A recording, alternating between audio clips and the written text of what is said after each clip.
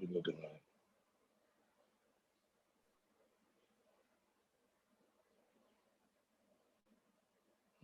There it is.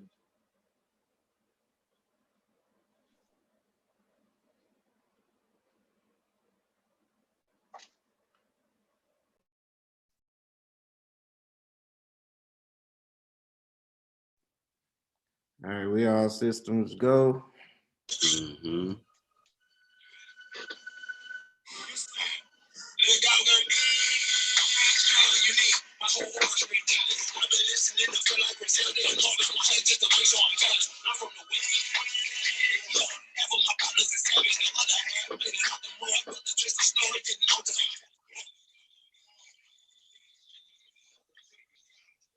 Man, what boys been watching lately, man?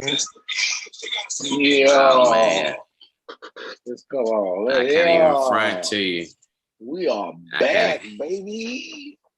I can't even front to you, my G, my G. I've been watching these playoff games, getting ready for this, see who is gonna be playing who in this. There ain't no play-in games. Man, in the play-in, man. That intensity been great, bro. I've been loving these games lately, bro. It's been awesome. So that's what I've been watching. But as far as like shows and whatnot, I actually watched the it ain't playoff. The Upshaws. On Netflix. Yeah, that Mike Epps and the Wanda Sykes created joint. I watched that. I thought it started out a little corny, but like I say, I like it as it started going on through the episodes. I started enjoying it a little bit more. You know what I'm saying? So you gotta watch and understand why they doing it. So it was pretty dope. I liked it. It was still a little goofy. It was goofy. No, I enjoyed it, bro. Upshaws was great. I appreciate Wanda Sykes. Yes, I do, bro. I love him too, bro. Yeah, I can't do it, man. I love it. I watched that Jamie Foxx one, and that shit was so whack, dog. Okay, I didn't watch that. I couldn't do that one. Bro. I couldn't do that one. So I couldn't bring myself to watch Mike Epps, bro. I didn't want to be disappointed. Like I lost a little respect for Jamie Foxx for that shit. I think it'll be a little. Jamie Foxx's show was horrible. Jamie Foxx's show was not good. It just wasn't good. But the Upshaws is good. You think? It is. It's good to me. I do. It's good. It's good to me. Good. Definitely good to me. I'll take y'all word for it, but I'm telling y'all, man, y'all need to get on that Mayor Easttown on HBO, bro. That shit fire. It just had another twist added onto it, and that shit was dope. What else I've been watching, man? Shit. Damn. What movie did I? Oh, the Angelina Jolie movie that just came out, man. Oh yeah, so I saw on HBO. My parents told me to watch They Wish Us Dead or something like that. That shit was pretty good, man. Like I missed that one. It got straight to the point. Like they was trying to kill these motherfuckers.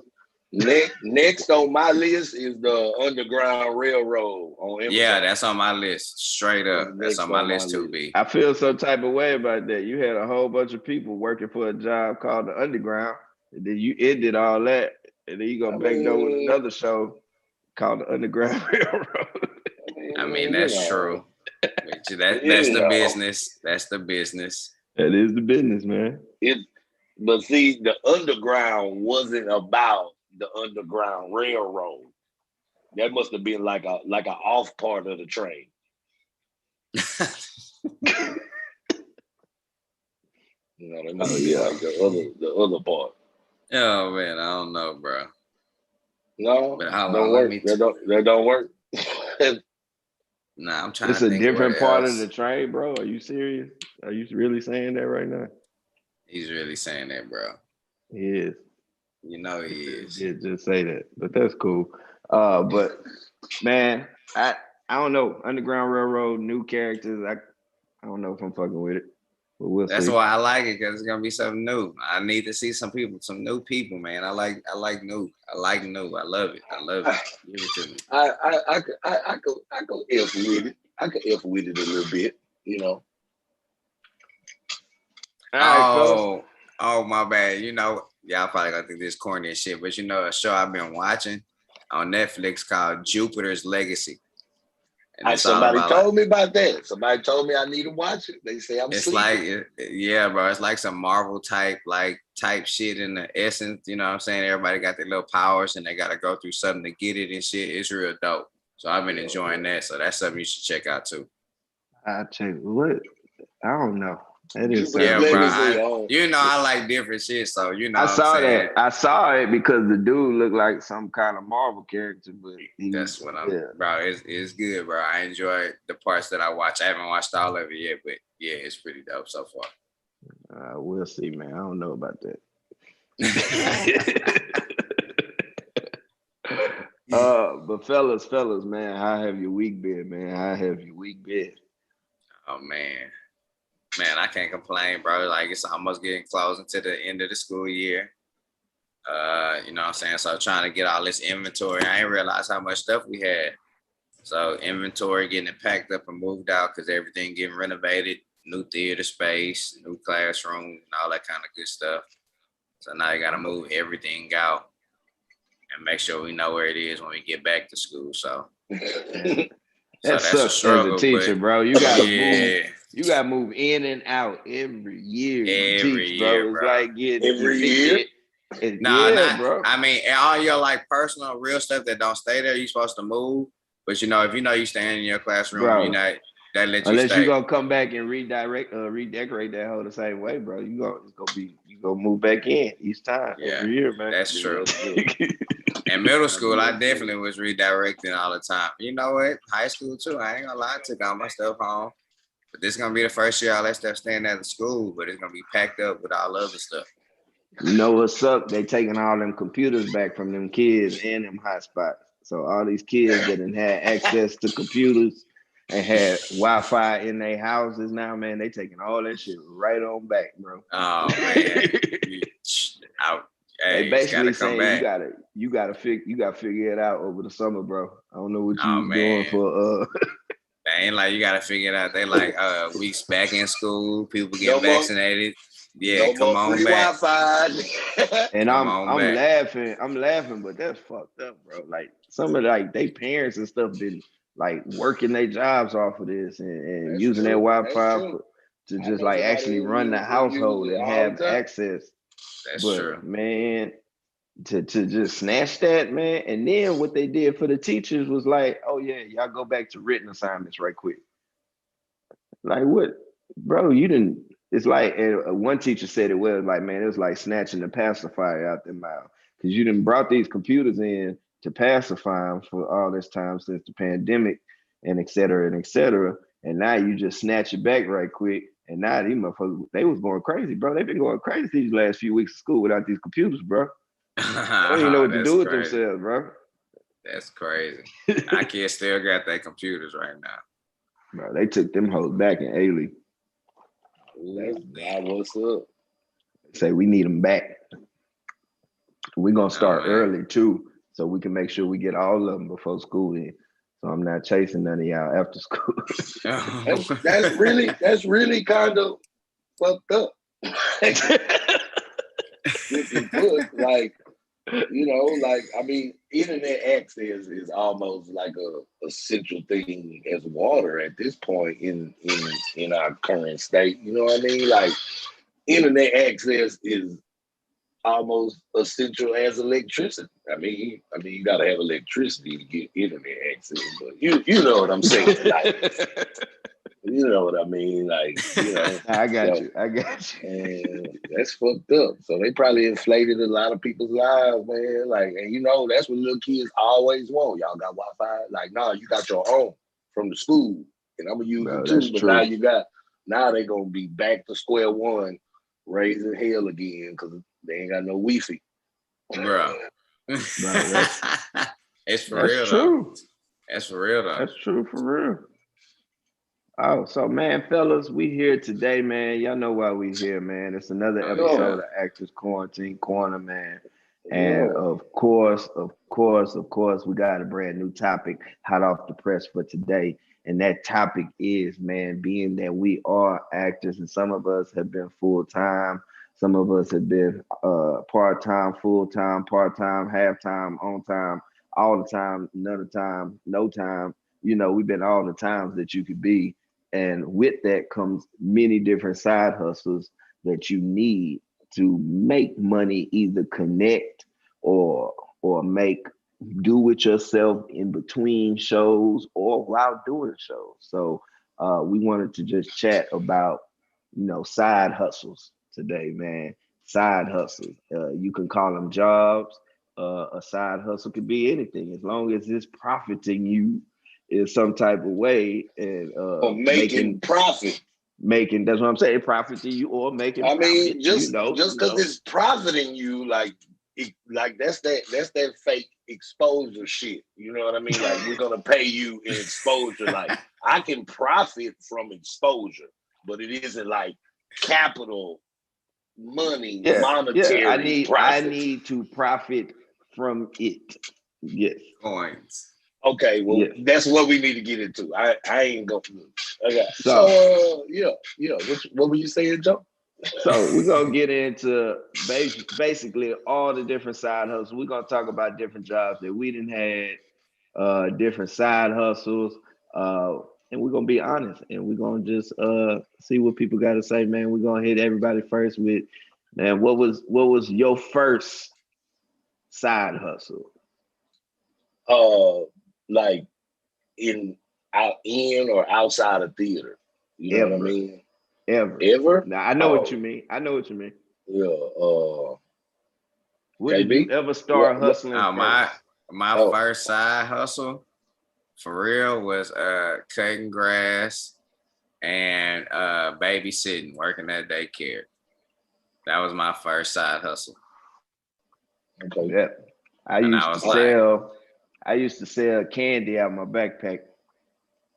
My mom would go shopping at Sam's sometimes, and I had all the snacks. I asked her to get the big box, but I was gonna pay her back. We had a system. She was distributing. Yeah. You know what I'm saying? So I got fronted. I got fronted. Young nigga move that dope. Yeah, got fronted to work.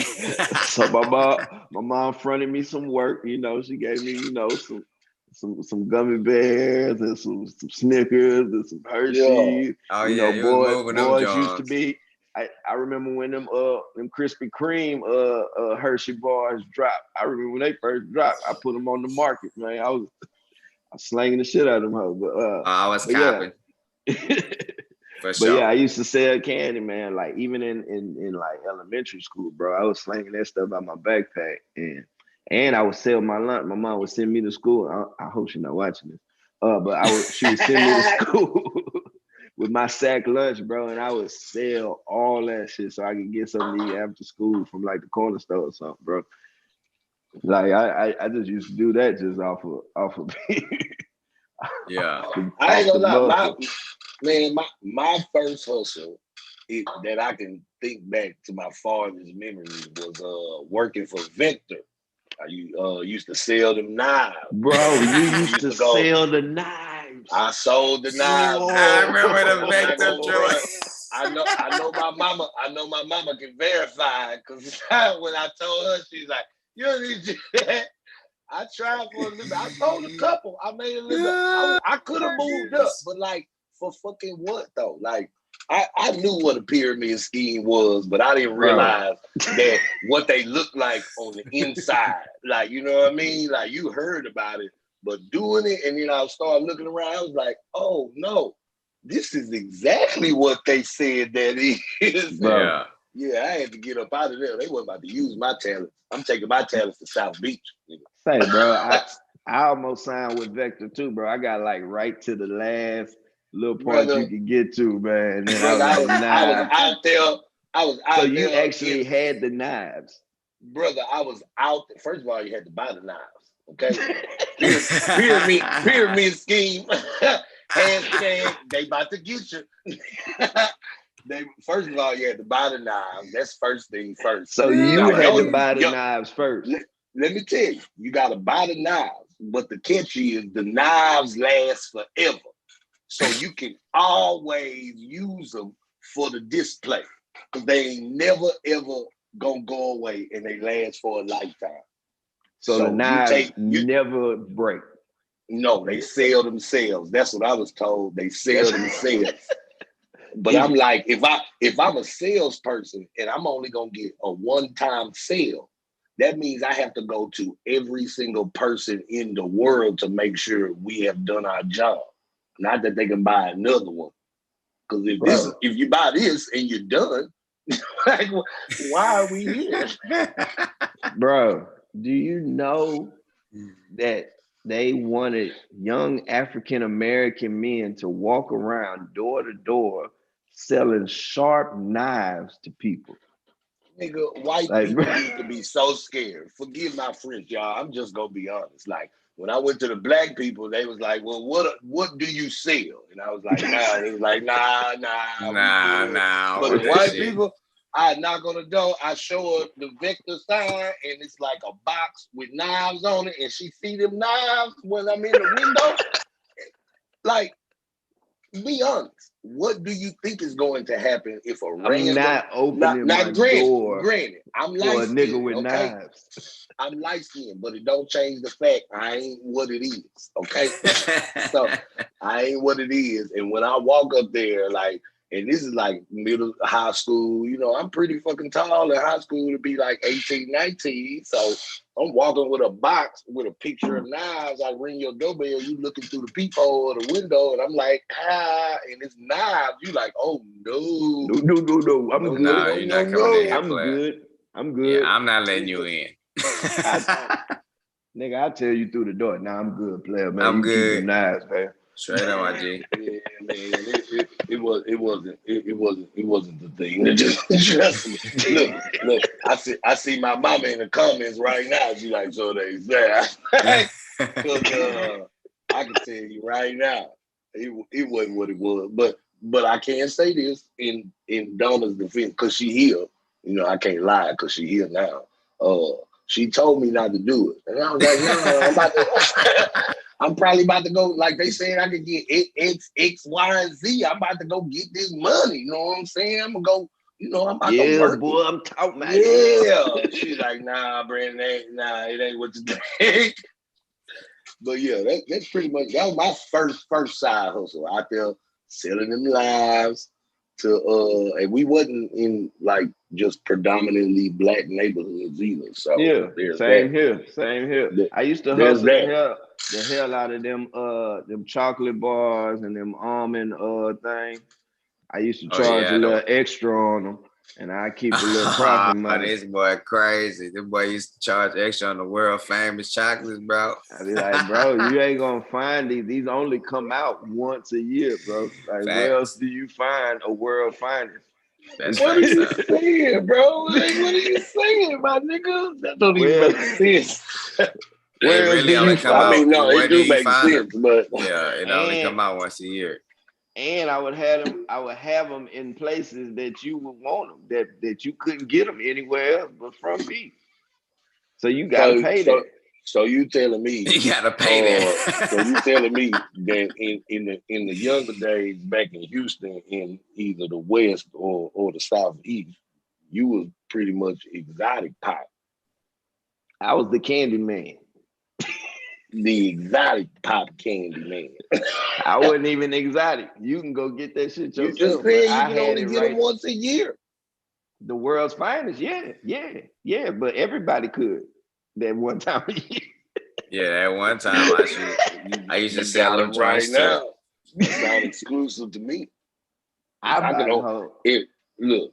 them chocolate almonds right now. But before they started. Look, time out. Before they started like genetically modifying all the vegetables and shit, you could only get them at a certain time. So if you had them out of season, sound like the man. You was like exotic pop. You was like sitting having on crawfish 3 months from now.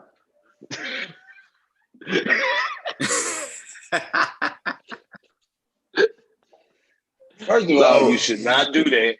You should not being a person who got people from Louisiana. Please, look, if crawfish ain't in season, don't get them because they done went in the mud to go get them bugs. Or they went to the back of the freezer. Straight up. back. But to further on in our topic, man, and to explain why we looking like this tonight, it's supposed to be flooding in Houston, and we didn't want to take no chances. So we got PTSD, y'all. We got PTSD from Harvey, Facts. and so we not gonna take no chances on that. Nah. So we decided to try a new format for the first time, as y'all can see, according to how it look on Instagram. So this shit look live to me though. But man, side hustles is what helped push us through to be able to stay into our art. I feel like for me personally. If it wasn't for me picking up certain side hustles in between shows or actually during shows or just doing it, period, I wouldn't be able to continue the work that I do. So I'm glad I had that type of spirit because I know it's some people out there that I just want to act. I can't focus on doing this. I can't focus on this. I just want to get up every day and perform. And which is cool, which is what I'm working towards to having that type of life. But for me, man, I wanted to be able to stay in the field that I wanted to stay in and keep doing it. And so in between that, when money got low, you had to pick up different side hustles. And I done worked everywhere from McDonald's to catering services with helping my friends that work in the catering business, helping them out, serving at games and different things at certain times. Doing other shows like you all, just several things. So let's get into that. What other type of things for theater and what motivated you all to pick up different side hustles and stuff too?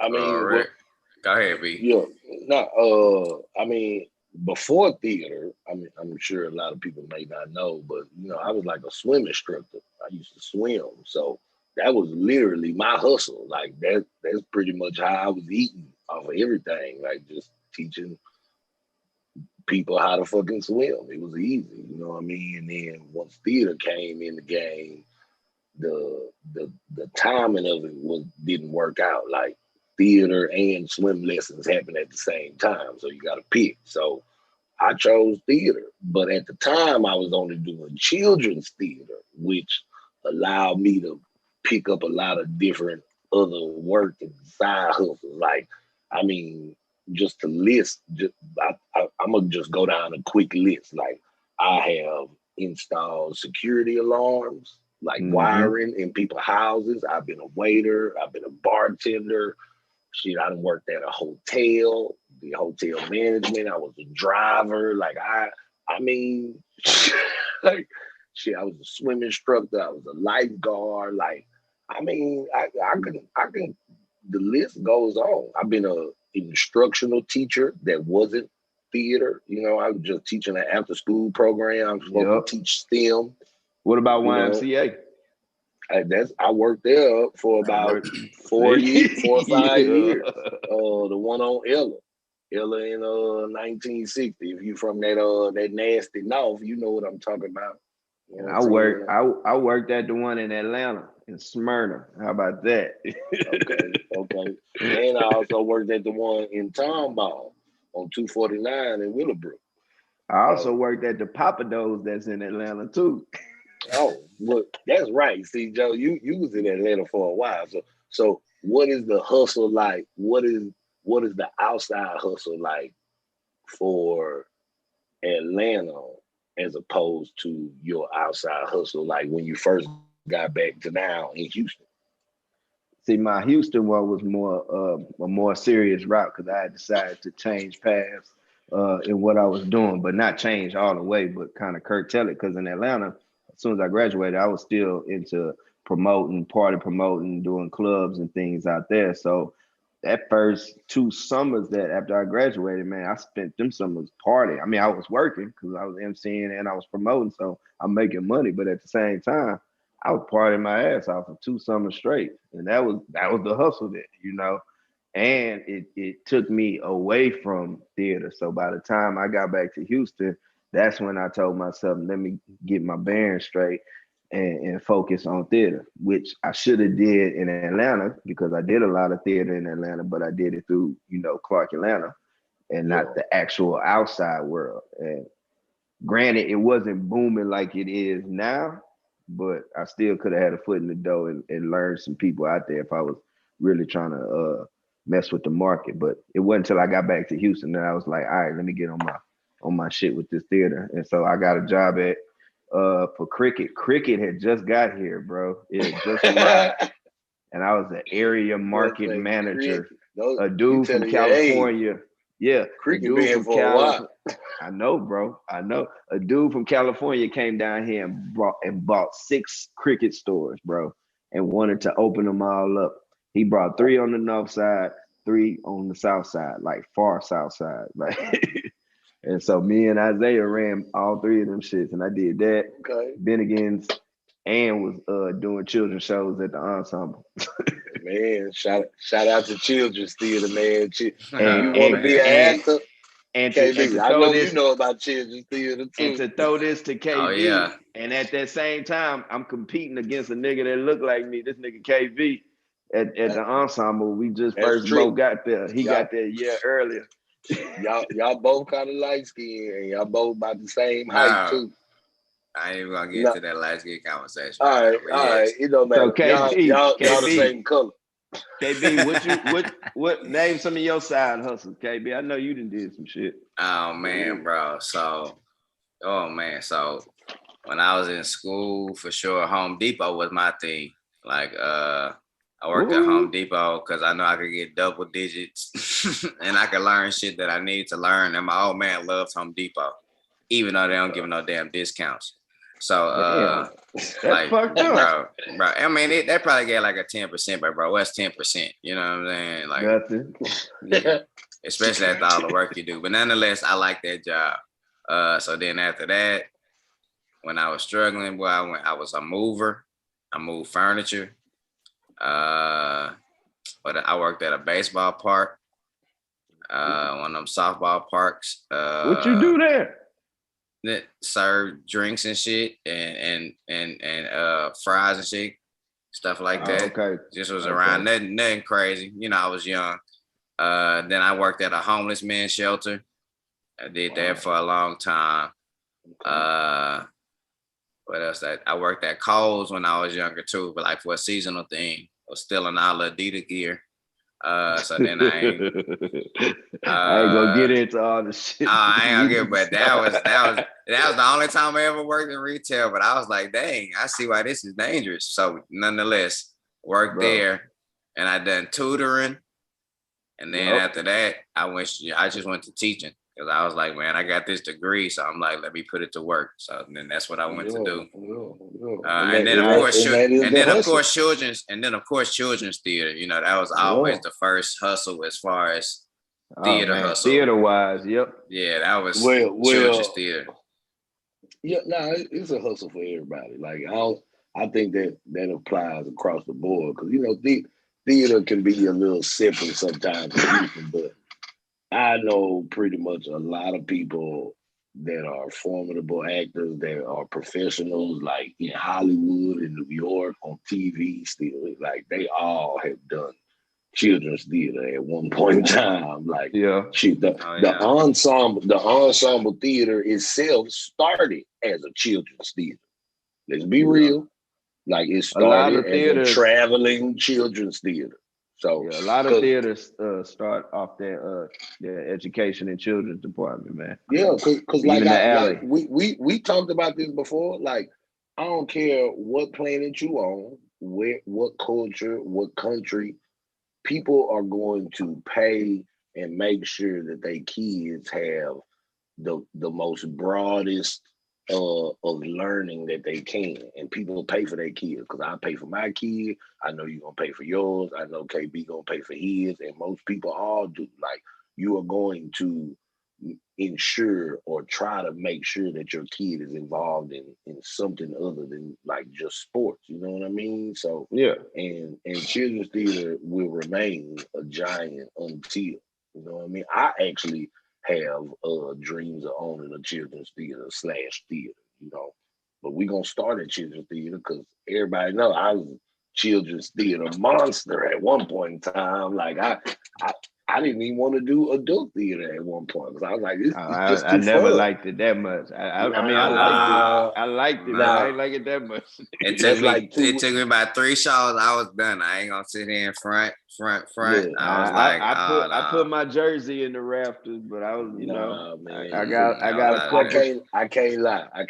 For me, it was hard to give up because I mean, like just the freedom you get. You know what I mean? Like I'm an adult. I want to cuss. Like I want to do content that is relative to me.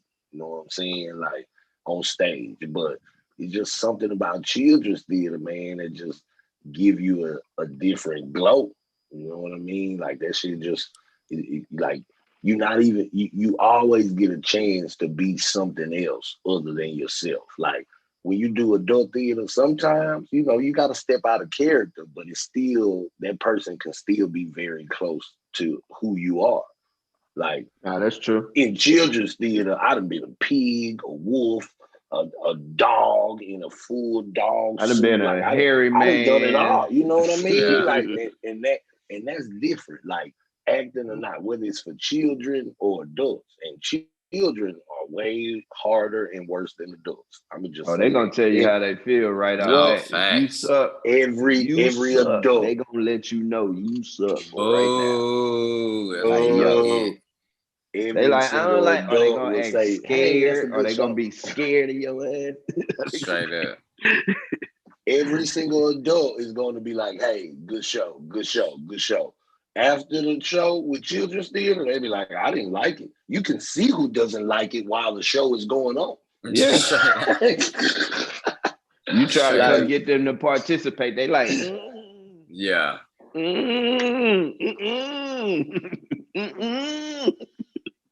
They ain't fucking with it, man. Shit. Oh, I'm lying. I just remembered I worked at another children's theater. I sure did. Lord, yeah, did bro. A bunch of shows there. I forgot. Lord, nigga. I done worked at a chicken shack called Wing It, nigga. Like, bro, I've slung chicken. I've slung chicken nuggets. I was one of the highest paid McDonald's workers there was, mind you, because my people knew the owner.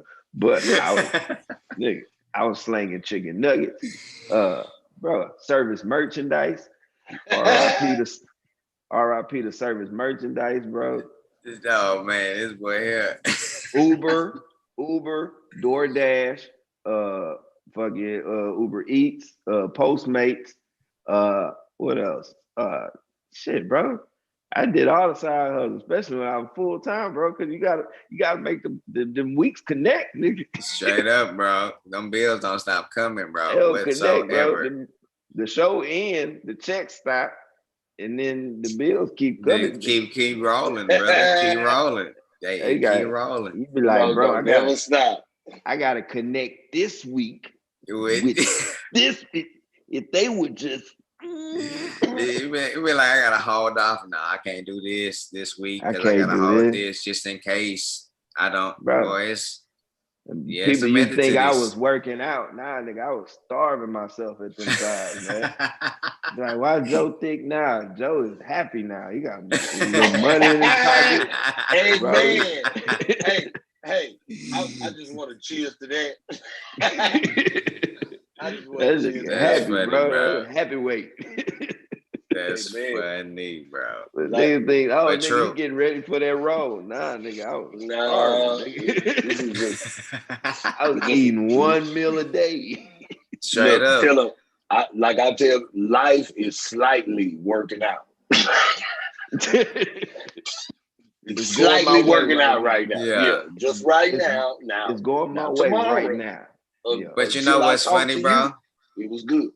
But you know what's funny? How you say that you starved yourself to do for this shit. Like I remember being in school, being trained, told like this shit. If you really about this shit, this is how it's gonna be. Like so, prepare yourself now. So I remember like days of in college, knowing I actually had food and shit, but just like literally like only 1 meal a day. Or what if I could only have $5 for this week, or like literally having to train your body just in case, like it's, and then really to actually have it happen in real life, that shit is for real when it comes to this art stuff. Like it is a man. real Bro, thing, it's bro. a real feeling, bro. You coming off the stage, getting we talked about this before. You got a standing ovation, and then I'm booking it out of there, so I go to work. Nigga, I'm putting on a uniform. We even earlier when we was doing this show, we used to talk to the other Kendrick, man. He was at Walmart, man. At Walmart, straight up, going live with us from Walmart, and he'll actor around the city.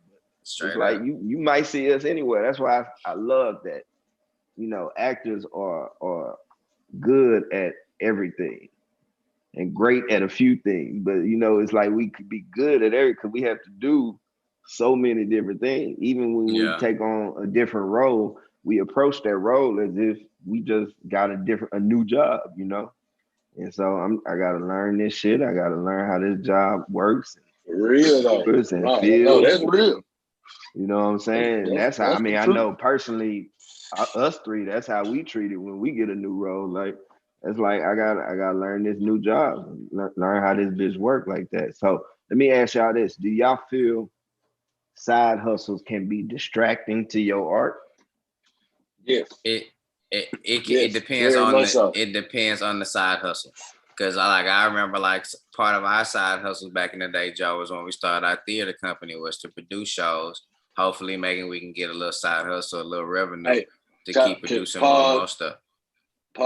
Shout out to Black Box Theater, one of the first theaters to employ your boy. You know what I mean? Yeah. Shout out to that. Like this was a long time coming. I don't know if we all knew it or not, but shout out to Black Box Theater, one of the first theaters to employ your boy. Joe wrote the show, KB and Joe directed it. I mean, that's just how it happened. Man, you got a lot of professional actors that was in that show that are, you know, in the world right now. So there's that's real shit. That's real. And like, and as you were, KB, the memories been coming up on my Facebook too, bro. We 10 years, 11 years removed, bro. That's what I'm saying. But that's a side hustle that was like, like that didn't take away from the art. It was focused on still on our craft. You know what I'm saying? It even helped us understand more about budget and financing as far as this theater thing goes and how we really we understood little why shit was happening the way it was happening to us, understanding all that kind of stuff. So it was all a learning curve to help us with our craft. But like other shit, I used to be at Home Depot, and as soon as my break was on, I'm going over my lines in the break room. Or if I'm working, I'm literally saying my lines while I'm working. People looking at me crazy. So it just depends on what you make it, I think. But it also depends on what your side hustle is. Like you can't be an engineer and architect talking about, you know what I'm saying?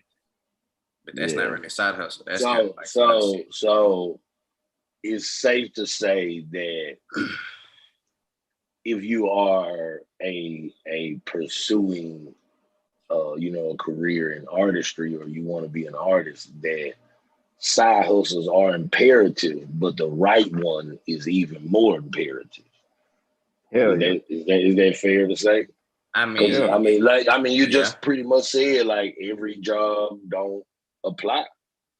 Because I feel like if you got I feel like if you got a demanding job, man, that demands you to actually work away from the job, like our craft requires too.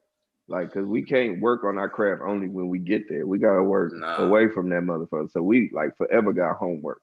You know what I'm saying? So if you got a job that's similar to that, I think that's when it becomes, hard or demanding. Like that's why people used to wonder like why I would get jobs that, because I had a degree and shit. I could get jobs that pay this salary and that salary, but I didn't want to get jobs that made me think too much, because I wanted to spend that space in my brain thinking on my lines, thinking of what I wanted to do to get myself from not having to do this fucking job no more. You know what I'm saying? But mainly just leaving that brain space open, so I would get jobs that I could just do by muscle memory, like DoorDash and all that shit. You just read the fucking address and go fucking take it, drop the food off, sit it down. You doing that all day. During them car rides, I'm working online. You know what I'm saying? I'm doing stuff like that. But if you got a job where you gotta watch kids and you know, do that shit all day long, and you only get that evening time to really work on it or whatever. It's just a little different. So I try to get jobs that wouldn't demand too much on the mental. You know what I'm saying? And you could just easily do them shits because it's once you learn it, it's easy. You know what I'm saying? Yeah. Or shit where you had to interact with people because that comes easy and natural to me. So being a server and shit like that, that shit was easy. Hosting, that shit was easy. MCing, promotions, all that shit. So, but I do think it can be distracting if you get something that works kind of like how our theater and our film works. So if you got two of the same type of things, then I think it is gonna be hard to balance the two unless you just a fucking beast, which some people are. Yeah. So this also leads me to go ahead. And then B, you said that it is a distraction. So why do you feel that it is a distraction?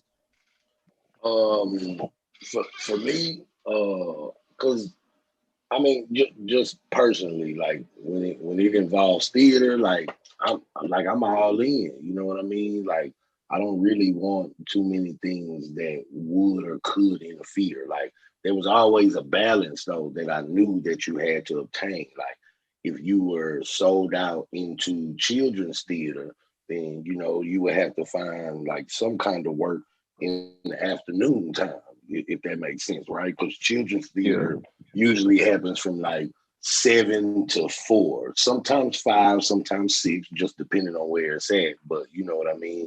It's usually in the morning, like when kids are active and you know in groups. So you know you would have the latter half of the day to you know find a job. You know, but what I found, I started doing children's theater and quote unquote what I call like adult theater at the same time. You know what I mean? Like I was doing children's theater in the morning, talking about going to do shows at union theaters in the afternoon. So like all the days were booked, rehearsal all days, wasn't too much conflicting, and it just kind of flowed within itself. I think the only time I really had a real conflict with children's theater and what I call like adult theater was the weekends, I guess, because you know most weekends you would do a show matinees for both, matinees, and I would have a lot of issues for matinees, and that would be the only issue. But you know, in our world, understudies usually are used for matinees. If that makes sense for what I know or for what I learned, most people supposed to be, but you know it's sticky. It's sticky here in Houston, you know. But hopefully it changes in Houston. But in Houston, they like to make you feel guilty for using the understudy that they hired. I mean, either way. But you know that was my balance. But is it a distraction? Yes, because like I like to call it the black hole of capital and capitalism. You know what I mean? Like there's very easy, consistent. Like if we all just stop doing this show every Monday and we all kind of just focused on ourselves, stop doing theater, just all we got, you know, regular 9 to 5s. There's a consistency that comes with that, and there's a capital consistency that comes with that also. And for me, in my mind, I feel like if I insert myself into that, I will get complacent.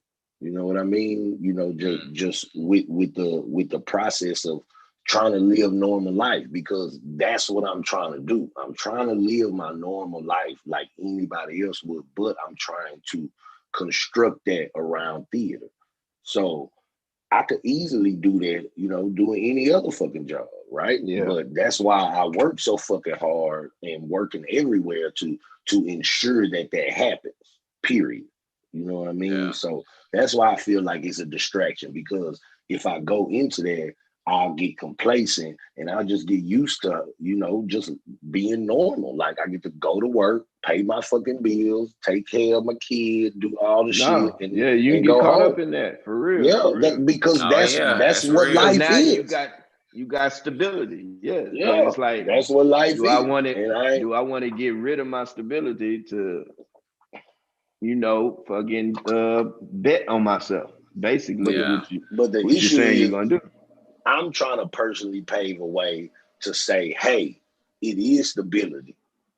I'm gonna make it happen. Whether it's just for me or for the people behind me, but I'm gonna make a way to make it fucking stable. And here's ain't nobody gonna stop me.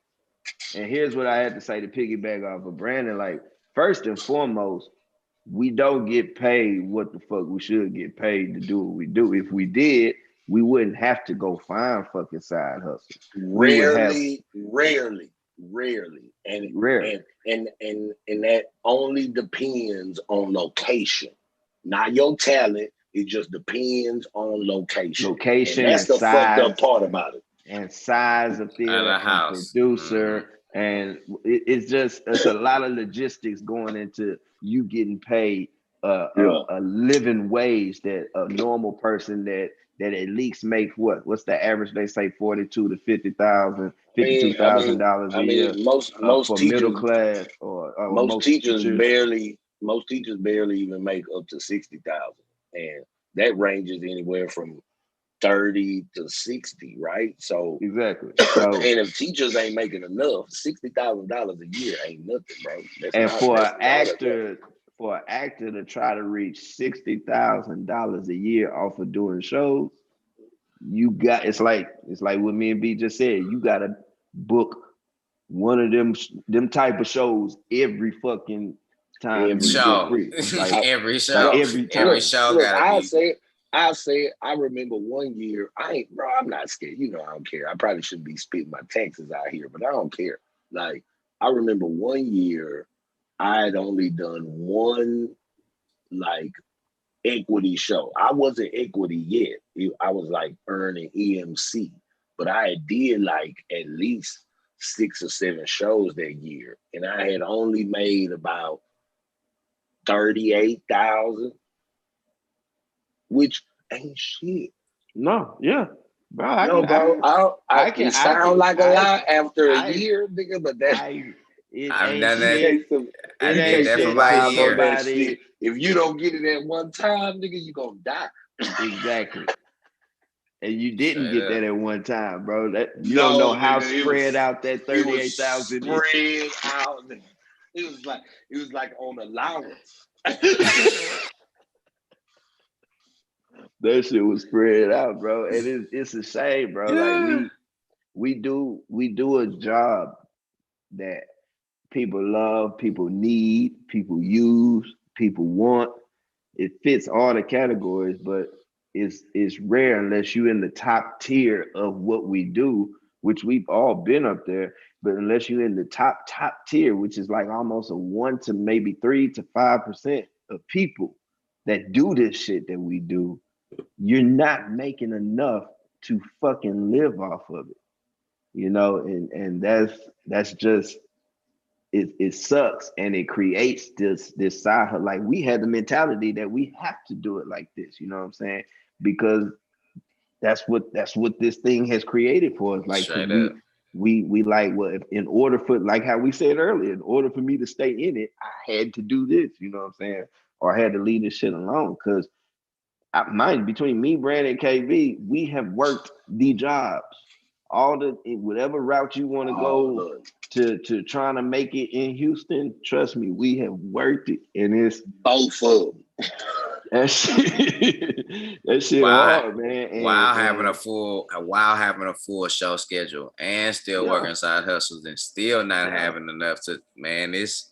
Bro, I'm doing children's shows, fucking after school programming, fucking doing the fucking night show at the night, and then leaving there, heading to the club and staying at the club till fucking 3 a.m, and then getting up the next day to do that shit all over again. Yeah. And that's just to try to connect the fucking week. Exactly. And like I tell people, like, and that people people give art. I'm gonna say it because this is a perfect topic to even talk about. Like people give artists a lot of shit. Like, oh, you got a lot of free time, or it seems like you got a lot of free time. But I can guarantee that I do more than most people working 9 to 5s in a week. Like I ain't knocking people with kids. Like I mean, the majority of people in the world got kids. You know what I'm saying? So that just comes with the territory. But trying to juggle that, do theater, and like this quarantine or before quarantine, hold down like a regular 9 to 5 job. You you got to be built different to absorb that type of physical, mental, and emotional like strain on your body. Like you got to be built a certain way to do that, and everybody not built that way. And that, I've not seen saying that we superheroes, but I'm many just saying tap that out you got to be built a different kind of way. It actually happened in the other field I do, in the poetry world. Like me, luckily I was able to come up under some OGs like Black Snow and Seven that showed me how to make money out of Shout out Seven, man. That's my people, man. Shout out Seven, man. Yeah, and luckily I was able to come up under them, which they showed me, this a business too, bro. Like you perform that art, but treat this shit like a business too. And I'm glad I did that because I was able to turn that into an avenue of income too when I was doing when I'm still doing the poetry. And that's luckily I've had both them lanes with the acting and the poetry to actually they at one point in time when it was running and gunning, they were supplementing each other. So it was like when I was down in the theater world, I just go extra hard in the poetry world and vice versa. So it's just connecting like that. But here's the thing, bro. If we got paid for the actual work that we did, what we're supposed to get paid, oh my goodness, we fucking be millionaires now. But you can't bitch and moan about that shit. It's just we picked the world we went into, and that's just it don't pay off like that unless it does. Yeah. And that's when like it does. When it does, bro. I just remind me of like working at the no, time out. Oh no, what you about to say, KB? I'm listening. Like because it hurts your heart. It hurts your heart, bro, when you be like when you work at one of them theaters where you get paid like how you want to. Like I just say the Houston Grand Opera. Like you work there, bro. You know you're good. Like you work, you're good. Like I don't care what part you do, you're good. Just the pay is gonna be nice. And then you gotta go and leave that, and then like, how can I supplement whatever jobs I have to do to make it match what that was? Because if I could get that in this theater thing all the time, I could live great. So I'd be like, but I was like that's why I tell any black student I know that can sing, bro, if you can do opera, go ahead and do opera. Because it ain't too many y'all, and that pay is great. But that's what sucks about it, bro. Because say, okay, we do book a gig that does pay us our just due. It's usually not in something. I mean, granted, we get lucky. Brandon got lucky with, Skeleton Crew and things like that. But 9 times out of 10 or 8 times out of 10, you're not getting no show like that. You doing some Shakespeare shit. I mean, let's be real. 9 to 8 times out of 10, they just not doing shows like that. And to be honest, the way Houston is set up, as far as us three are concerned, with where we are and who we are and what we can and can't do or what we can portray, regardless of acting ability, we just going off the look of it. Outside of the ensemble, it's probably going to be 1 or 2 opportunities each season for us to showcase our abilities at a place that may not be the ensemble theater. Yeah. And that's just being a person who's been working here for a while.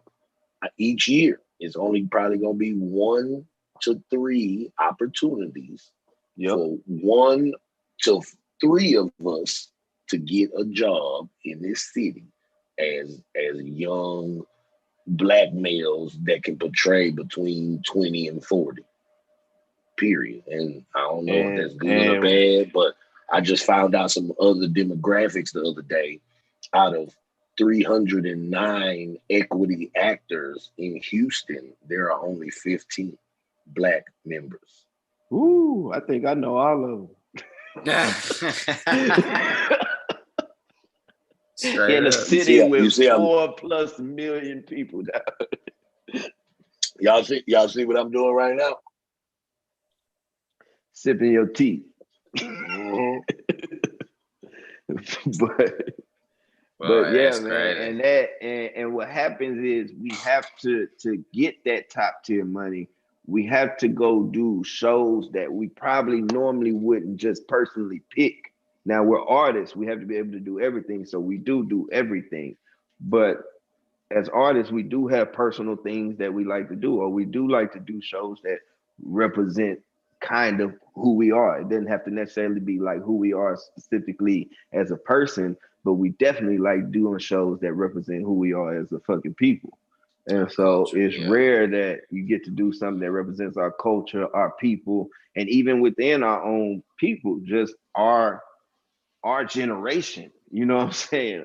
Even our time period of growing up and stuff like that. It's hard to get any of those mixes and still get that top tier money. It's rare that it happens for us to be able to do that. And so we are forced to, you better get very good at that Shakespeare. And guess what, man? You're going to work your ass off. You know how to do some Shakespeare real good. You're going to get big bucks too. You're going to travel and you're going to fucking, but you're going to be doing Shakespeare for the rest of your fucking life too. I can tell you like this. Look, you want to know the truth? I'm one of the few rare random people that actually enjoys Shakespeare because I enjoy breaking the text down. Like I enjoy the art of breaking the text down, figuring out what it means in my words and portraying it. Like it's fun for me. But I can say as a professional actor, I have only done one Shakespeare show. And I don't, hey, here in Houston, I've definitely only done one, and I'm not too happy about that. But I can say, as a professional actor, Shakespeare does pay. The pay scale is different. The pay scale is different, and I don't know if that's attributed to the demographic that's in Shakespeare. I mean, that's why I mentioned it. I was going there. But the demographic in Shakespeare is a lot different. So, and I'm not gonna lie, because people, when you look at people and you say like Black theater, I'm gonna just be specific. When you say Black theater, that has absolutely nothing to do with Shakespeare. True. When you say the word Black theater, it has nothing to do with Shakespeare. When you say white theater or theater, Shakespeare is definitely involved. But when you categorize it, Shakespeare isn't involved. And I think, the stuff or the drama that is involved in Shakespeare is definitely way better for the Black people, because Black people always got some drama, but the drama that's in Shakespeare is so on brand for like Tyler Perry. Why you think Tyler Perry is doing what he's doing? Like the drama that you see in a Tyler Perry movie is practically the same drama in a Shakespeare show. Yeah, just in he just put it in Black people language. Yeah. He put in some Black people language that they like to hear, and they come out because they fuck with that dialogue. He knows how to write. He said himself, "I know how to speak to my people, and they his people."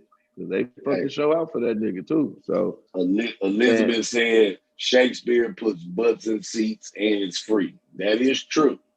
It is free. Yeah. You don't have to obtain rights for it, so you can just do it. You don't. But I love Shakespeare. I love to do a show or two or three, but I'm not trying to just be talking like that for my whole career. You know what I'm saying? I could. Yeah, I think it makes for a better me, because when I come off stage, I'll be like, "Yo, what's up, y'all? Y'all no, that's good. Oh That's yeah, good. But I would like to shit. try something new. That's why I like what my shit's been up, and I've been some of everything. Just like from the animals, like B said earlier, to goddamn, I've played white people, black people, you know, no non-human people. You know what I'm saying? All types. So I just like that switch up to be able to get to fuck with the gift like that and fluctuate it how you want, by trying out different roles. But no knock on anybody that does Shakespeare for a living, because you probably most set off than where the fuck I'm at money wise. So keep on fucking Shakespearean out there. But straight man, to up. talk I'm gonna say about keep on Shakespeareing out there. keep on Shakespeare earning that check, that fucking big check. You don't want to come get that different type of show check. They gonna go right back to where they came from. They see that type of show check. Oh yeah, oh yeah, oh yeah. And I guess they could pay more since they ain't got to pay royalties on the shit. So it makes sense, man. It makes Yeah. sense. But we had Crystal talk about contract next. She wanted us to bring up contract negotiation. I mean, I don't know how that pertains to the side hustle, but I will say I negotiate like this when I am trying to work. I gotta It work. has to, the money has to make sense for the time and the work that you need. And so if you asking for this much time and this much work, the money that I need to get from you needs to be in the same lines of how much you holding your hand out for how much work you need. And it's also depending on basic, and this is for every person, and they'll tell you whether it matters or not, where you at in life.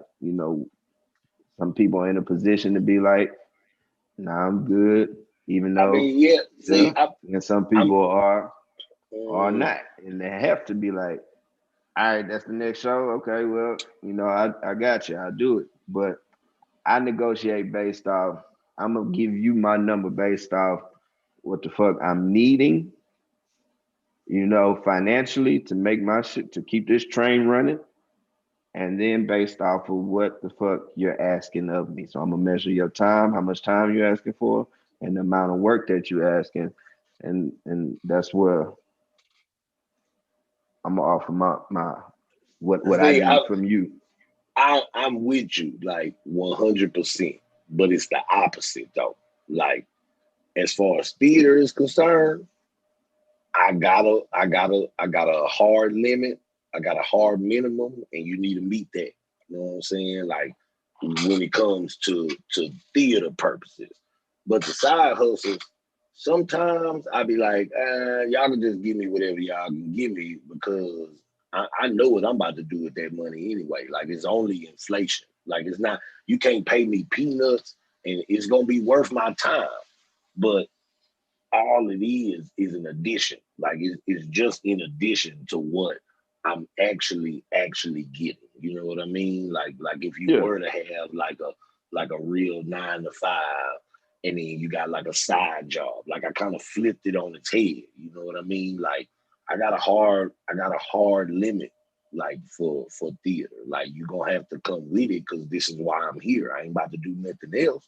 So you're gonna have to come up, you got to come up off of it, come out your pockets, and I can be here and you can be here and we can make magic. Now everything else on the side is just an addition to that. That's like, but I hear what you're saying, because inside you can't just pay me like 7.25 an no. hour to come Like you to said come it, up in there. at first you scared me because you said, just give me what y'all got. And that I Well, don't never say yeah, that. yeah. Now But you give me what cleared you it got up. for a poach You chop. but you cleared it up when you said it gotta be worth, the time and all that. So Fuck as that long as shit. we clear on that, but yeah, I don't never tell people just give me whatever you got. But Well, yeah, I forget, pardon my verbiage, because and Brandon don't mean I that don't think either. Brandon would never tell a nigga to give me what you got. Certain circumstances, but that ain't, we talk about side hustles tonight. So what I'm saying is that I ain't never gonna, if capital is involved, I ain't never just give me what you got. Unless you owe me some goddamn money and I meet you in the street and whatever you got is what you got and you need to give me that and you can just pay me the difference when I catch you again. Or you can just pay me like a normal adult. Bro, that went a lot of different places. Yeah. That nigga took give me what you got to. I know. Now I'm all in the street, strong arming niggas like that. Exactly. Give me what you got. What you got? What you got on my 40, homie? What you got on my 40? I say I'm pretty much the same as both of what both of y'all said. Like I'm also one of those person. Like I see what you offer me, and then I'm always gonna add like an extra like 500 on it. Ooh, like ooh. So, add tax. Always so add tax because it's always gonna be like I always figure it's like they always trying to keep. I think of like hustling. You're always trying to keep that little extra to keep in your pocket at the end of the day. So I'm like, oh, the extra you trying to keep, well, you keep it for everybody else. Well, let me get that 500. And if you can give me that, then I can do it. If you can't, then I'm good because I know you got it. So that's how I play it now because I understand the numbers a little bit better now. At first, I didn't really understand. I was like happy to get work, but now that I understand the numbers, yeah, I'm asking for a little bit more. And if I can't get that, it's a wrap for me. Yeah. That's how I am on my negotiations. It's no more negotiating with you. And what another rule I have in mind is if it's something that I would do, but I don't want to do it, then I charge an outlandish price. Like crazy. Like like this nigga. Like I charge something that you be like, who the fuck does he think he is? Does he think he's Kanye West? What the fuck? Like so, and sometimes, and I don't charge like two. Like I don't be like, give me 100,000. You know, like I just want to say, but I do charge. Say, as the actor with you, bro, as the actor with you, you haven't even explained. But I now that you said it, I was like, I should have been doing that. Like I already know what you said. So please explain. I should have been doing it. So as a gig, I would do it, but I don't want to do it because it's one of those shows. Maybe I don't want to do that, you know, but I would on other circumstances. But so I charge a price that if I do end up doing it, the money is going to be so good. I'm not worrying about how much I did not want to do this gig. You see what I'm saying? So let me tell you, when you go to work and you get paid good, you might not want to go to work, but you're gonna show up and you ain't gonna be tripping. You show up happy. That's what I try to tell every theater. Like if you pay, Nick, like when you pay, when Negroes are they might show up. When people are getting paid good, the atmosphere is awesome, man. People are happy. Bro. Everybody's people are actually going to come to rehearsal. You know how people be like, well, we ain't getting paid. Exactly. So I might not show up this week. Like people will come. You know, if you build it, they will. Be there early. They'll be there early. I'll be there extra early. In the parking lot. In the parking lot. If them direct deposits was clearing like that, nigga, I would be. Boy. Hello. I just wanted to come out and just look at the rehearsal room. Just look at the rehearsal room. I know it's an hour away, but I'm just you get there about 30 minutes early. I just want to walk the space. Walk the space. I just want to walk the space. Plot out my movements. Niggas, they give you that bullshit price, boy. You don't try no extra hard to get there. Well, you just start responding. That's what happened. You just start responding. You left on Mondays, Wednesdays, and Fridays. I can't be there. You definitely hit them with, I can't. I can only give you Saturday afternoon. I know we over here giving away our secrets and shit, but I don't care. You just gonna have to know.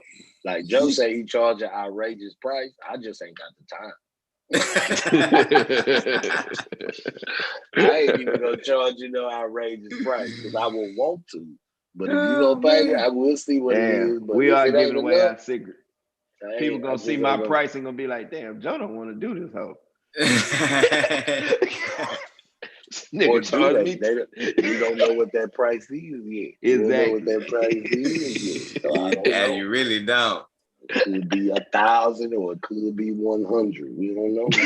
You don't know. You really don't know. I doubt it's 100, but we don't know. At least 500. At least 500 though. We don't know yet.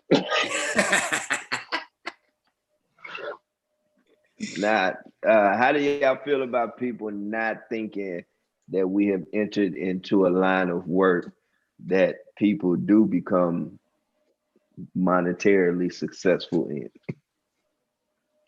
Now we get riches in other ways.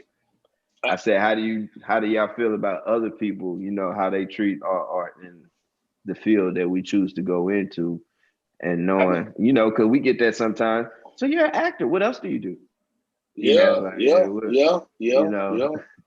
Like we just do that shit, like the school play. I'll go in real quick. I mean, as far as me, like we all know, hashtag never not working. Like I'm trying to be in everything and everywhere. And I touch a nice amount of money. You know what I mean? But I mean, because it doesn't come every 2 weeks, or it does come every week or every 2 weeks, but not as consistent as going to work Monday through Friday. You know what I mean? So I touch a good amount of money, but it's just not in the same manner that most normal people would. You know what I mean? Like the time schedule is different. Like I remember when we had our women's show, I remember that was one of the things that they said, like trying to get used to the timing of how artistry works. You know what I mean? Like while you at work, I'm either probably chilling, hustling, or getting ready to go to work. You know what I mean? And the whole time you not, I'm working, hustling, or getting ready to go back to work. You know what I mean? Like, or maybe all three at one time. So I don't see it as like a difference. Like I try to look at it like every other fucking job. Like I get to do theater just like everybody get to wake up and go to McDonald's or go to look, I was about to say Exxon. Exxon ain't here no more. I mean Enron. That's what I'm about to say, Enron. Oh no, they gone, brother. They gone. But, like you wake up and go to any one of them motherfuckers. Like it shouldn't be no different on my end. I should be able to do the same thing and live the same way. So that also is a tribute to, I always tell people, like, if you see me working a lot, that means they ain't paying me enough. Period. If I'm working that fucking much, they damn sure ain't paying the fucking enough. Period. No. If you see me at several never not working is because I want to keep eating. Hashtag never not working because hashtag I want to keep eating. Straight up. Yeah, if you see us at several theaters, that's because we trying to connect the money. Because the one theater didn't connect it for us. So we gotta go. Didn't connect it. But because for luckily for them, I'm an artist and I want to be there and do the thing. Because I'm gonna be honest with you, to be a full-time actor and live off of acting in Houston, you either a resident actor at the Alley or you going through all the theaters like how me and Brandon and KB do. And that's really it. That's how you gonna work in Houston. Thanks. And you either a resident company member, and some of y'all are unofficial resident company members at these theaters, and some of these theaters like to treat us like we are, but still have not made us official resident company members. Because when you do that, you saying that I'm investing in this person because they're such an asset to my theater, that I'm going to get behind them and I got to pay them what they're worth because they can be the only ones that I have here to do the work. So, I mean, I'm not saying I don't know if I would want to be in a resident company or not, but we definitely, that is the only way you're going to live in Houston and make a livable wage in acting, or you're going to be doing every theater, you're going to be working at several theaters back to back to back to back. And trying to make that happen each year after year. While a resident company member knows the next year I just gonna have different shows, but I will have shows. You know what I'm saying? So, and that brings me to another question. When you say all of that, does having the stability of being like a resident actor, is that better for you than being able to move around to theaters, other different theaters? Or would you say as long as this one theater was paying me, I would just be at this, like, that's what you would be cool with? Because I don't see neither one of y'all just being cool, maybe like for a season or two, but after that, I could do. I don't see none of y'all just staying in one theater. Like y'all just, I can't see y'all doing that. I couldn't, but I would stay there long enough to stack. Yeah. and make a foundation and get a good leaping base, something that we don't get to do as actors. We don't get to build a good foundation based off of this theater investing in me for this many years and paying me a livable wage to do something. So we don't get to do that all the time. So if I did have the opportunity, I would do it for a certain amount of time. But yes, I definitely move around because I can't. Nah. I mean, I don't think I could. I mean, unless, and I'm only comparing it to what we have here. So maybe if I had a different vision of it, like I was at a theater that really did diverse, different shows every year that spoke to every culture that you do have in your actual city, and it's really meaningful behind it, then maybe I could do that. Yeah. Maybe I could be a part of that. I'm gonna just say it right now. If it's in Houston, I'm taking that shit. It's my motherfucking city. I'm doing it. But I am going, like, I don't mind speaking up for myself, and I'm going, it's either gonna be either or. Like, I could work here forever, but I need you to know that at the times that I'm not working here, ain't shit changed about my hustle. I'm gonna be somewhere else. Period. And if we can't come to that agreement, then I probably won't take the job. But that's easy. That's an easy answer to me. Like, hell yeah, this my city. This my home base. No matter where I work in the nation or country, I'm always gonna be my ass right back here eventually at some point in time. So if I know that I'm working here, I don't got no problem. So I know on the times that I have downtime, I can be looking for work elsewhere. Now, if that's not an option, that's a problem for me, just for me. I can't speak for everybody else, but just for me. Like if you're not employing me the whole year, which I'm sure you're not at the one place that is has a resident company here in Houston, like you ain't employing me the whole year. So on the times that I'm not, I don't want you to think that I'm only sold to you. Like, baby, I work for me.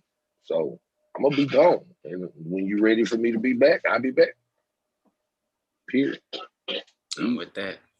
What about you, KB? I'm working. I'm with B. That's a dream. I ain't gonna sit here in front. Like that's a Houston dream. Like the guy rest his soul. Like that would be one of my dreams to have Mr. Seeley Turner see me on the alley stage or know me as a resident actor, even if it's just for one season. You know what I'm saying? Because like I'm the type of person I gotta play this stuff out.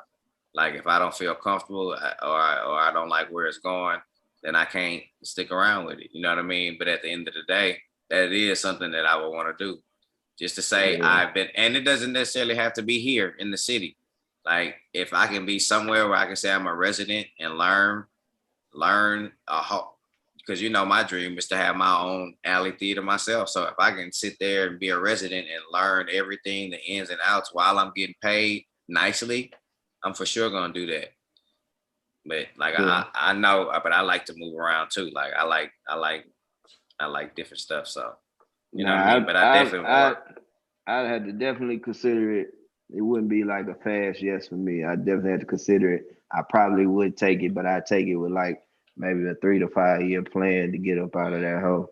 Yeah. Eventually and move around and do something else. But definitely all that y'all said, I definitely would do it for those reasons. One is where we grew up going and all that stuff. But past that, I mean, I'm just in a different place where, in my life that, I can do Houston, and representing Houston doesn't necessarily have to be working there, or doing those type of shows. But, It's just working in the city, period, and producing stuff that you feel is of your city. Like I feel like I would be representing because I'm working there, but I don't feel like I would represent my city culturally from working there also, you know what I'm saying? But I would definitely do it. Is that only attributed to one, the experience you had with the shows that they produce? No, it's just attributed to just the history of the place, period. And just the whole history of and the mentality behind it. Like if even if that was different, I probably still wouldn't hang around. I think it could be any resident company. I'm not going. Yeah. I'm gonna do it with the intent to move around after, like even Time. KB said, like learning, somewhere else, stacking. Learning, stacking, and applying to it for me. Yeah, that's always only the in goal. New York, bro. New York is the only other place I'd be like, I can just do this here and do whatever else I can. Just New York and Houston. Like I wouldn't do that shit like anywhere else. But if that opportunity presents itself here in Houston or like in the market like New York, where I would rather be, or don't mind being, as far as like the crop of theater that they produce, like hell yeah. Like if I could be a company member in New York, I'm gonna be there all fucking year, and I'm be bouncing to Houston, Atlanta, LA, wherever else I got to go on my downtime. But but same thing here. Like but those would be the only two places. I can't imagine myself living anywhere. And it might be different now. It's just I've talked to a lot of them, the OGs in it, and they got times they've been at that theater that sound like jail time bid, 17, 25, 19 years. If you read their bios, man, what it sounds like they did bids, but I mean, I think it's changing for them. But beforehand, they used to tell us, man, I ain't got time to do shit else. I don't get, and that's what always stuck with me, that I wouldn't have that downtime, like you saying, Brandon, like as much as I thought I would, because they probably would be trying to work, even if they just threw me in some little shit. That's still me having to be there, each week and every night just to say this one little line. But I have to because I'm a company member and I got to put in my, my work to get that nice little check that I'm getting each week. So it's just, just getting to that point of seeing, if you just would be able to do that. And I would for a time being, and for another time being, I'd be like, let me go try something else. And it's just me. I just like experiencing new things in new places, new directors, new ways of doing stuff. I mean, I like routine sometimes, but that shit sometimes drives me crazy too. So it just depends on the routine. And eventually I get tired of routines, and because I do it in my own life. I just switch shit up. I just throw myself into a whole different routine just to break the monotony of the routine that I've been in, whether that be good or bad. Yeah. Makes sense. But I would definitely fuck with it. I would definitely accept it because I do want to work in my city. I do want to feel what it's like to be stable off of fucking theater, in my city, in your own just to city. say I can do that, just to say I did that, and then I'm I'm definitely. And it's just it's even because with every job that I've ever had, even with all the side hustles we talked about, I tried to. My mindset was always, how can I use what the fuck I'm learning here or what the fuck they doing here to start or do my own shit to make some money. And that's how I've looked at every gig. That's why me and you knocked off the fucking Black Box Theater, bro. I got mad because I did 4 shows one season and then I got put in like 1 show the next season. And I was like, what the fuck I'm supposed to do with so we put ourselves in shows, bro. We like, fuck that. We gonna build it. And we took what we learned. Even put me in the show. Yeah, exactly. Didn't even know who I was. It was only because a couple of people that I knew was in the show. Like, you know what I mean? That's like Keithia and KB, they told me about it, but I was like, okay, I'll go. And then I met you, Joe. He was like, hey, I'm doing this show. Like, you should come audition. I was like, okay. Because y'all had actually, time Byron. out. No. Y'all had auditions for a motherfucker with the hat. Yep. Y'all had auditions for a motherfucker with the hat. Yeah. And after that audition, y'all called me for the other audition for Family, and that's how it worked out. I remember. But I still talked to y'all, and y'all was like, y'all should come. But I got the email too. So I was like, yeah, I'm going to pull up. And that's pretty much how it happened. I remember that. That was a side hustle at the time. That's what I'm saying. For us and too. That's for sure. That's how we, that's how we look at stuff, man. I just don't look at it, even at just the basic job. Even at when I was working at McDonald's. Like, I found out, nigga, if you be a manager at McDonald's for 20 plus years, nigga, they start to help you get your own franchise.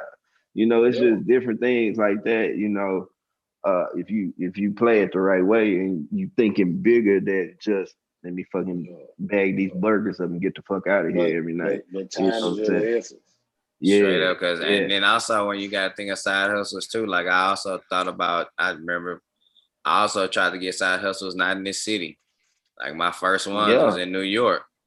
All summers, 2 summers I spent in New York doing theater, starting the outreach program out there 1 year, and then the next year, what did I go out there? Oh, to teach at another summer program for an Oasis program. So like, if you find other side hustles, man, try to do it outside your city so you can get some experience too, especially if you want to be in this craft, because New York changed my mindset.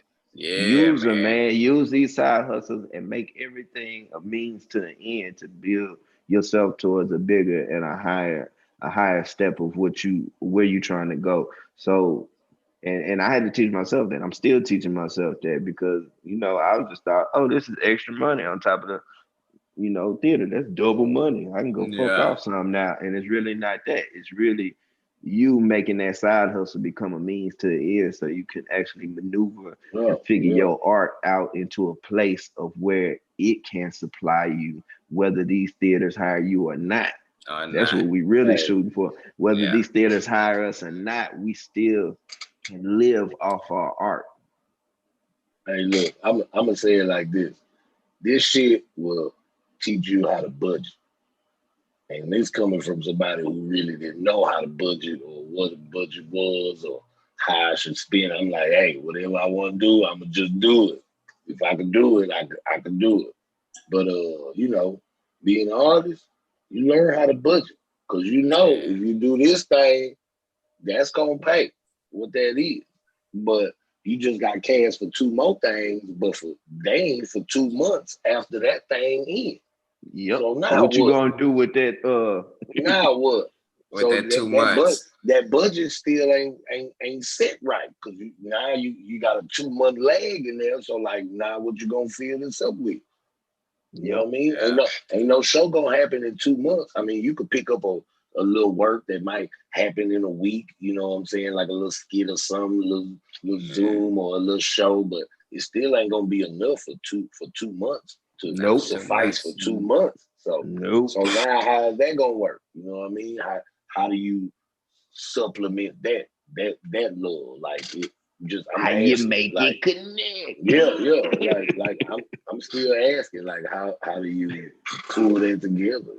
And we living proof of still trying to figure that shit out. Still trying to figure it, because it be connecting, and then that bitch have a big gap.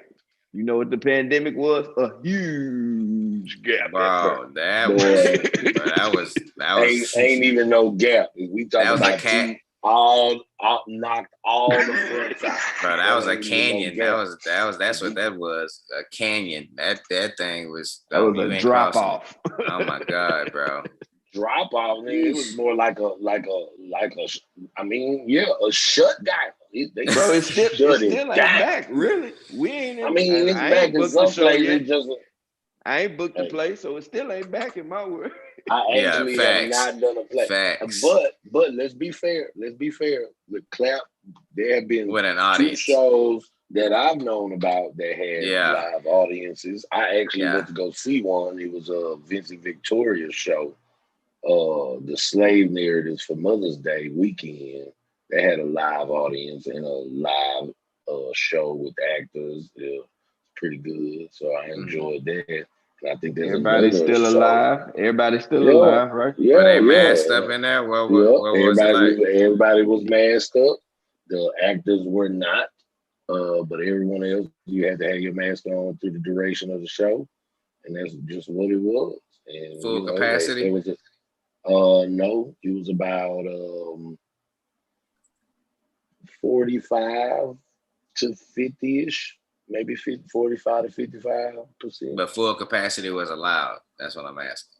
I'm not sure actually, to be Okay. honest. I don't know the logistics of that, but I just know it's about 45 to 55% full in the theater. Yeah, I mean, if you outside of the union, you can do whatever you want. Capacity, what?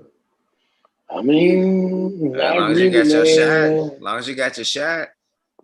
I'm saying Nah, Good to outside of the go. union, time out, KB. It ain't as long as you got your shot. That's not As happening far as right now. as far as our Texas government and Hey, I'm government, saying the venues are 100% capacity. So the only people that can say are private companies that can say no, we not gonna be 100% capacity, even though the governor said so, or the union is saying these niggas ain't working at 100% capacity. I don't know. either one. That's for another conversation, but it ain't Straight mandatory. up. So, But yeah, man, that's side hustles, yeah, man. yeah, man. I mean, you period. If you're an artist, you gotta have them to survive. Like I Use think your side You hustle. gotta have side it hustles. is in the DNA of being an artist. Like it's in the DNA. And You use be it. Like, smart Every about artist it. got a side hustle story. Be figure out smart what your about it. side hustle pay and figure out what you wanted to work towards. So I'm gonna fucking deliver fucking this many fucking pieces a week. It's gonna give me this much, and that's gonna pay for my fucking union card, or for me to get in, pay off my fucking union dues, which is gonna help me make more sufficient Man, money look. On my for headshots, all that for my kind of good stuff. headshots, Fuck, Mm-hmm. hey, or a fuck them ring union light, dudes. or you know what I I'm don't saying? even know why you gotta pay them hoes right now. Fuck them union dudes. But Pay your we'll dues, talk about Brandon. that. Pay your You dues. say Man, pay your how? dues. How? What How? color the card now, Brandon? I don't even know. How? How, Sway? How, Sway? What they want me to do? They want me to take this unemployment money that saved in my life and give it to them each month. They want all that, bro. Come on, man. Come on. How, Sway? How? How? Run that due money, dog. No, you don't got Hey, the answer, Sway. hey, you need to go get you a side hustle and get that little extra money to pay them dues, play. That's all that Come is. on, man. That Come on, that's that man. money. That's that money you Like, said is on how top dare of what was already planned to you. That was on top of. So go ahead how and get that on dare top of money. Don't scrape it how off the top dare and pay no them dues. time out. How dare you in the middle of a pandemic vote to continue to let Oh, over man. 40 million people continue to pay you $30 to $100 a month throughout the duration of a pandemic. Do you know how much money that equates to? I can't even calculate that. Somebody out there calculate it for me. How That's dare your you? whole And stimmy. you are supposed to be supporting your artist. Yeah, How dare you? How dare you? yeah. We I don't We're know gonna have just to why talk they. on that. we just got free healthcare back, but it ended September. Yep. Come on, man.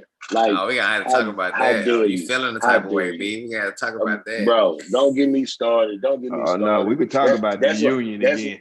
That's why they don't want me at the meeting. Joe, if you going to the meeting, I'm coming to your house and we both going to the meeting. It's a Zoom. You don't have to, but yeah, come Oh on. no. I tell you, they don't want me to come. They ain't gonna let you in the Zoom, Brandon. Oh No, man. I can get in it, but they don't want me to come. You gonna But keep yeah, raising bro. your hand. That's why. Nah, man. All I'm saying is, I don't know if people know. I don't care. This our show. I can say what I want to say. So there was a liaison equity and diversity inclusion meeting that happened with a lot of liaison equity people, and the topic of BIPOC and race came up, and there was an issue where a lot of the people of color and some white people basically walked out. So it's virtual, so they left the Zoom. They didn't walk out. At the conference. And so, there was a big calamity that happened because of that, and people trying to scramble, and amazingly there's a upcoming meeting soon here. So, I'm just interested to see, whether how they feel about me and how I feel about them. We've been in communication. I know how I feel about them. So yeah, man. So it's real. It's real. You know what I mean? And it's already not enough representation, but then when there's no representation for anybody, it gets even harder. You know what I mean? So like, and it just got to that 15 that you're talking about. Since you said earlier, there's only out of 300 and something is 15 blacks. It just got to that 15 because I know a lot of people that just joined as African American, and a lot of people have not a lot. Actually, that's not. It's 15 full active. Full active. Okay. Yeah. And a lot of people have come over from Los Angeles and other markets because they're not. But I also know a lot of people who have decided to opt out. Yeah. But people are finding out that it's easier to get work here in Houston than it is LA and New York. Yeah, but let's be real, bro. Let's be real. Like the only reason why it's 15 and it's never been over 20 is because it's not encouraging to be a black equity actor. I could care less how anybody feel, but you just gonna have to do what you gotta do. Cause that's why we all here, ain't it? Like, you a professional, why am I not? So like, I just don't understand it. Like, we not playing in the same ball game, or am I confused? Like, and I did it to bet on myself. I did it fucking Dak Prescott. I was like, shit, I'm finna bet on myself. Cause I mean, everything and everybody was telling you don't do it because you ain't gonna get work no more. Because as a black actor, why do I want to pay you what you worth? Which sounds ridiculous, but it was the truth. But I bet on myself, and I was like, man, I'm fucking working. And I feel like I'm gonna keep working no matter what my status is, union, non-union. So far, it's been a blessing till this fucking pandemic. Straight up. Now I don't care what status I'm at, man. Just give me some fucking work, man, and make the money right. Anybody that know me, you have heard these words come out of my mouth. I'm just trying to work.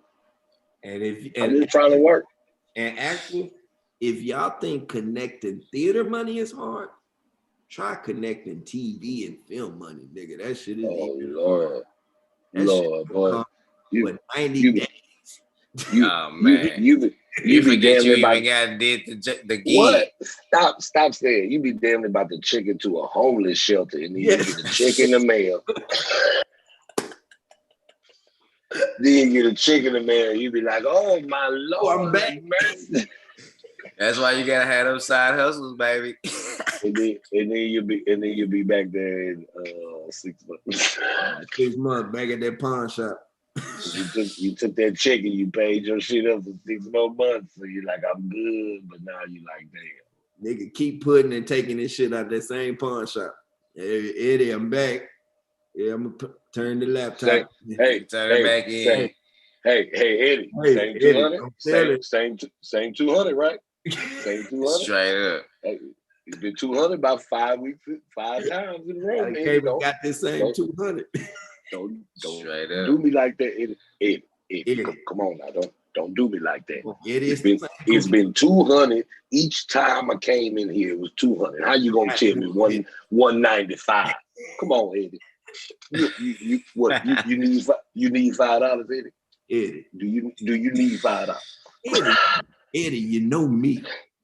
Eddie, You know me. Look at me. Come on, Eddie. Look at me. Eddie.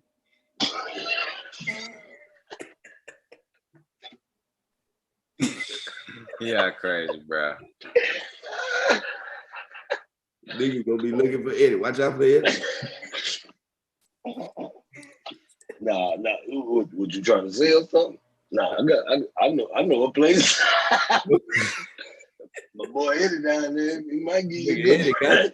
And if you don't want to give it to him, you can come back and get it. Tell him I referred you. You take it in there, you sign some papers, he give you some money, and you come back and bring him that money back with a little bit of extra. And he give you a little bit extra. And then he give you your thing back. And don't call yourself a starving artist till you done pawned almost everything because you had to make a major decision. Definitely done that. Between your house, making a pimp decision, nigga. Straight up, bro. Definitely done that. Hey, pimping ain't easy, but it sure is fun.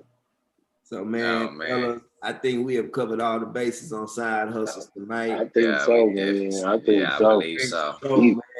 Even in our new tech era that we in right now. Yeah. Floating on screen. Who would have ever thought, man? But look at us now, man. AQC floating, bro. We still here, man. Like we're not going nowhere. Every Monday. We still here. Outside. Come y'all on, talking about us in that garage and shit. Now look now we can be anywhere in the world. You don't know anywhere. We can be anywhere. I head we gonna be in the corner though. Right now. Look at that. Big motherfucker. We gonna be. It is. Look how big. Look how big my fucking head is. Look at You can see how tall he is in the corner. Oh man. No worry, we're gonna have that. If we gotta do this again, it'll be better next time. We learn. We learn. We got that figured out. I already know. We just me and Brent, we got it. We already know. We got it, man. Hey, I've been sitting here trying to do it the whole time. Hey, call the Geek Squad, nigga. We got it. Call us. For real, they definitely got it though. We're gonna work it out, man. Hey, but man, fellas, it's been a good show, man. Yeah, for sure. Y'all make sure y'all visit aqcmerch.com. Please pick up AQC merch. Every time you buy a shirt, you help contribute towards building this show up and making it what it is. To microphones, to equipment, all of this shit come out of pocket for us. And we ain't got no producers behind us. We got producers that help us with graphics and things like that nature, but nobody's funding us. This is out of our own pockets and what we put behind it. So every time you buy a shirt, an Actors Quarantine Corner shirt, or My Art is Pandemic Proof shirt, you're really helping the cause, and you really like paying offering, towards a church that's trying to build block by block. And that's what we're trying to do with this show and turn it into some amazing shit, especially when we about to start cranking this live shit up again. So y'all please, aqcmerch.com, aqcmerch.com, Thank y'all for tuning in all our corners. We all in a corner, and wherever your corner is, in whatever corner of the earth that you reside on, we ask that you stay true to yourself, stay true to the people around you. Yeah. Always be your motherfucking self. We out this bitch, fella. We out, baby. For joining us on Actors Quarantine Corner. You tell niggas at home. Straight up, kids sleep like a mug. Don't stop the hustle, though. Hey, it don't stop that, man. We back at it again every Monday. Y'all know don't stop the hustle. That was the quietest corner ever. Merch, go get the merch. Merch. All right, fellas, man. Cheers. Cheers. Y'all just be like, I see y'all on Monday, man. I see y'all on Friday. Yeah. Howard. Peace out, fellas.